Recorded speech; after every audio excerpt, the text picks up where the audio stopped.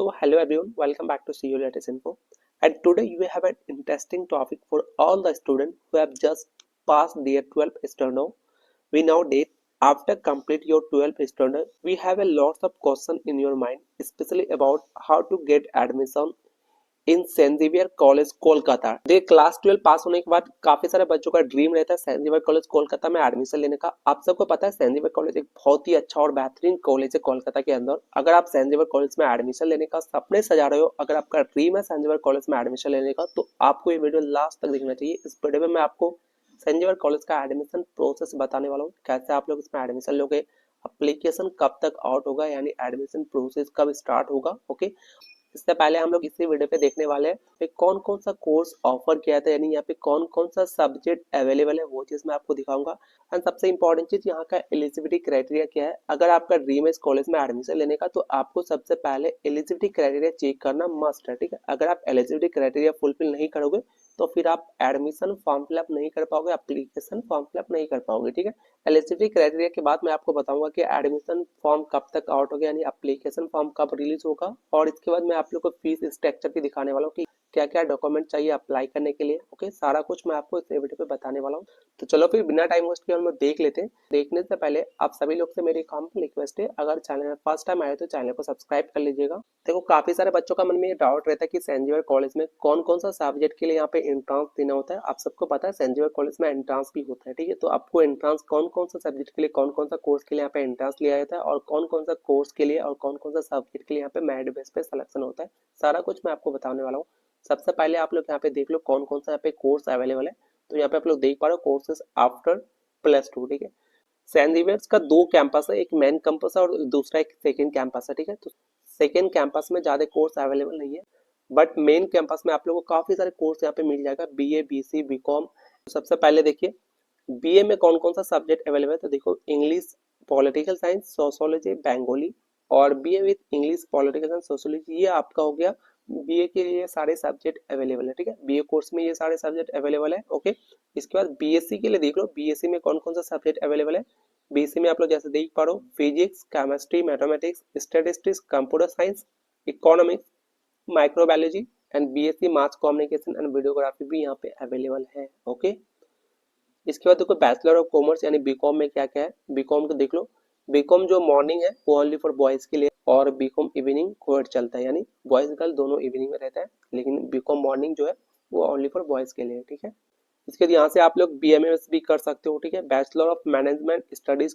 Then MSc multimedia आप लोग कर सकते हो, 5 ईयर का इंटीग्रेटेड कोर्स है ये, ठीक है।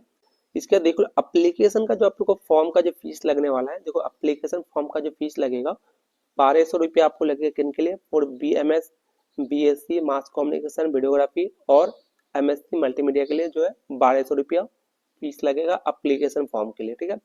इसके बाद 600 for all courses, 600 for all courses मतलब BA का जितने भी कोर्सेज है और BCom का जितने कोर्सेज है सबके लिए कितना लगेगा, 600। ओके, और जो सेकंड कैंपस है, सेकंड कैंपस का एप्लीकेशन का जो फॉर्म का जो फी है वो थोड़ा सा लो है, ठीक है। जो कॉस्ट है एप्लीकेशन फॉर्म का देखो 250, ठीक है। सेकंड BMS करना चाहते हो या फिर BSc मास कम्युनिकेशन करना चाहते हो या फिर वीडियोग्राफी करना चाहते हो, तो दोस्तों यहाँ पे आप लोग को एंट्रेंस देना होगा यानी एडमिशन टेस्ट देना होगा। अगर आप एडमिशन टेस्ट में क्वालिफाई करोगे, अच्छा मार्क स्कोर करोगे, तभी आपका यहाँ पे एडमिशन हो पाएगा, ठीक है।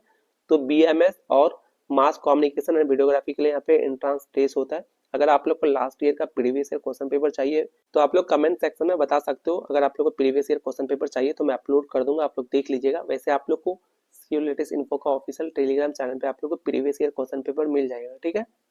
बाकी BA का आप लोग को मैं जितना सब्जेक्ट दिखाया और BSc का मैं जितना सारे आपको सब्जेक्ट दिखाया और BCom का, ये सारे सब्जेक्ट का मेरिट बेस पे सिलेक्शन होता है, ठीक है।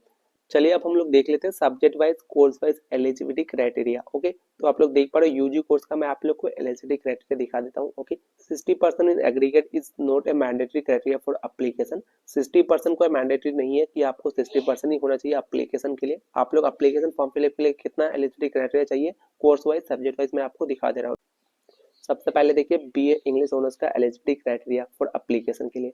देखो यहाँ पे क्या बोला, कंपलसरी सब्जेक्ट इन क्लास 12 में आपका इंग्लिश तो होना ही चाहिए। अगर आप इंग्लिश ऑनर्स करना चाहते हो तो क्लास 12 में आपका इंग्लिश होना मस्ट है। ओके, इसके बाद जो है एग्रीगेट कैलकुलेशन कैसे किया जाएगा, इंग्लिश प्लस एनी 3 सब्जेक्ट लिया जाएगा। 45% इन इंग्लिश में होना चाहिए एंड एनी 3 सब्जेक्ट में आपका 45% होना चाहिए, तो फिर आप अप्लाई कर सकते हो इंग्लिश ऑनर्स के लिए। ठीक है, अब इसका देखो इंडेक्स जो कैलकुलेशन होगा वो कैसे होगा, 2 into English percentage plus aggregate percentage out of 300। ठीक है, बीए पॉलिटिकल साइंस ऑनर्स का एलिजिबिलिटी क्राइटेरिया देख लो। क्लास 12 में आपका इंग्लिश होना कंपलसरी है। ओके, इसके बाद इंग्लिश में आपका और एनी 3 सब्जेक्ट में वही सेम एलिजिबिलिटी क्राइटेरिया 45%। ठीक है, दोनों का सेम एलिजिबिलिटी क्राइटेरिया है। इसके बाद देख लीजिए बीए सोशियोलॉजी का भी एलिजिबिलिटी क्राइटेरिया सेम है, क्लास 12 में इंग्लिश होना चाहिए और आपका इंग्लिश में 45% और एनी 3 सब्जेक्ट में भी 45% होना चाहिए eligibility criteria. Okay, Bengali honours के लिए भी एलिजिबिलिटी क्राइटेरिया सेम है और बीए जनरल का एलिजिबिलिटी क्राइटेरिया भी सेम है। ठीक है, अब बीएससी का एलिजिबिलिटी क्राइटेरिया आप लोग देख लो। अगर आप बीएससी मैथमेटिक्स ऑनर्स करना चाहते हो तो क्लास 12 में आपका मैथ होना कंपलसरी है। इसके बाद business mathematics applied math is not valid. ठीक है, मार्क्स रिक्वायर्ड देख लो फॉर एप्लीकेशन। मैथमेटिक्स में आपका 60% होना चाहिए और इन एग्रीगेट यानी 3 सब्जेक्ट में आपका 45% होना चाहिए, तब आप अप्लाई कर सकते हो। ओके, इसका फिजिक्स का देख लो मार्क्स रिक्वायर्ड फॉर एप्लीकेशन। यहाँ पे देखो फिजिक्स में 65 होना चाहिए, मैथमेटिक्स में भी 65 होना चाहिए, तभी आप अप्लाई कर सकते हो और इन 2 सब्जेक्ट में 45% होना चाहिए, तब आप अप्लाई कर सकते हो। ठीक है, इसके देखो बीएससी केमिस्ट्री ऑनर्स का एलिजिबिलिटी क्राइटेरिया क्या बोला, क्लास 12 में आपका केमिस्ट्री होना कंपलसरी है, फिजिक्स होना कंपलसरी है और मैथमेटिक्स होना कंपलसरी है, तभी आप लोग बीएससी केमिस्ट्री ऑनर्स कर सकते हो। ठीक है, और यहाँ पे जो है एग्रीगेट कैलकुलेशन देख लो, एग्रीगेट कैलकुलेशन कैसे किया जाएगा, केमिस्ट्री का मार्क्स निकाला जाएगा, इसका मैथमेटिक्स का मार्क्स प्लस करेगा और फिजिक्स का मार्क्स प्लस करेगा और एनी वन सब्जेक्ट। केमिस्ट्री में 60% बोला है और फिजिक्स में 45%, मैथमेटिक्स में 45% और एनी सब्जेक्ट में भी 45% बोला है। ठीक है, इसका देखो बीएससी स्टैटिस्टिक्स ऑनर्स का देख लो, यहाँ पे एलिजिबिलिटी क्राइटेरिया। ओके, आप लोग को यहाँ पे दिखा पा रहे हो, यहाँ पे परसेंटेज सारा कुछ मैं आपको दिखा दे रहा हूँ, आप लोग देख लीजिए। बेसिक कंप्यूटर साइंस का यहाँ पे देख लो, क्लास 12 में आपका फिजिक्स मैथ होना कंपलसरी है। ठीक है, इसके बाद क्या बोला है, मैथ में 60% होना चाहिए और फिजिक्स में 45% और 45% इन एनी अदर 2 सब्जेक्ट में आपको होना चाहिए, तभी आप लोग अप्लाई कर सकते हो। जो लोग बीएससी माइक्रोबायोलॉजी करना चाहते हैं तो आप लोग अपना एलिजिबिलिटी क्राइटेरिया देख लो, यहाँ पे बोला गया मार्क्स रिक्वायर्ड फॉर एप्लीकेशन। ठीक है, तो ये चीज आप लोग देख लो यहाँ पे। इसके बाद देख लो बीएससी मास कम्युनिकेशन ऑनर्स का यहाँ पे एलिजिबिलिटी क्राइटेरिया क्या बोला है, क्लास 12 पे आपका इंग्लिश होना कंपलसरी है, अगर आप मास कम्युनिकेशन करना चाहते हो तो क्लास 12 में इंग्लिश होना चाहिए। ठीक है, इसके बाद क्या बोला यहाँ पे देख लो, जो एग्रीगेट कैलकुलेशन किया जाएगा आपको English plus any 3 subject, English में 60% होना चाहिए और 3 जो अदर सब्जेक्ट रहेगा उसमें 45% होना चाहिए। इसके बाद देखिए बीएमएस ऑनर्स का एलिजिबिलिटी क्राइटेरिया, बीएमएस ऑनर्स के लिए क्या क्या बोला देख लो यहाँ पे, क्लास 12 में इंग्लिश मैथ और बिजनेस मैथमेटिक्स स्टैटिस्टिक्स ये चीज अप्लाइड मैथ ये चीज होना चाहिए। ठीक है, तभी आप लोग अप्लाई कर सकते हो। और यहाँ पे क्या बोला है परसेंटेज, यहाँ पे आप लोग देख लो परसेंटेज कितना बोला है, 45% इन इंग्लिश में बोला है, मैथमेटिक्स में बोला है, बिजनेस मैथमेटिक्स स्टैटिस्टिक्स अप्लाइड में एंड एनी अदर 2 सब्जेक्ट में भी 45% ही बोला है। ठीक है, तभी आप लोग बीएमएस के लिए अप्लाई कर सकते हो। ओके, इसके बाद बीकॉम ऑनर्स का देख लीजिए, 12 में आप लोग का ये सारे सब्जेक्ट होना चाहिए। ओके, इसके बाद आप लोग देखो कितना परसेंट यहाँ पे बोला है, तो परसेंटेज जो बोला है 45% बोला है इन इंग्लिश में मैथमेटिक्स में और एनी 2 सब्जेक्ट में भी 45% होना चाहिए, तभी आप लोग बीकॉम ऑनर्स के लिए अप्लाई कर सकते हो। ओके, इसके बाद आप लोग ना लास्ट ईयर का यहाँ पे फीस स्ट्रक्चर देख लो, ये मैं आप लोग के आइडिया के लिए लास्ट ईयर का फीस स्ट्रक्चर दिखा रहा हूँ। ठीक है, यहाँ पे कोर्स वाइज जो है फीस स्ट्रक्चर दिया हुआ है। अगर आप लोग को ये फीस स्ट्रक्चर का पीडीएफ चाहिए तो मैं अपने टेलीग्राम चैनल पे दे दूंगा, आप लोग टेलीग्राम चैनल पे ज्वाइन होकर ये पीडीएफ देख सकते हो। ठीक है, आप लोग को इससे आइडिया लग जाएगा कि कितना आप लोग को फीस लगता है एडमिशन का टाइम और आपको पर सेमेस्टर कितना फीस लगेगा, कोर्स वाइज यहाँ पे दिया हुआ है। ठीक है, तो मैं अपने टेलीग्राम चैनल पे ये पीडीएफ सेंड कर दूंगा।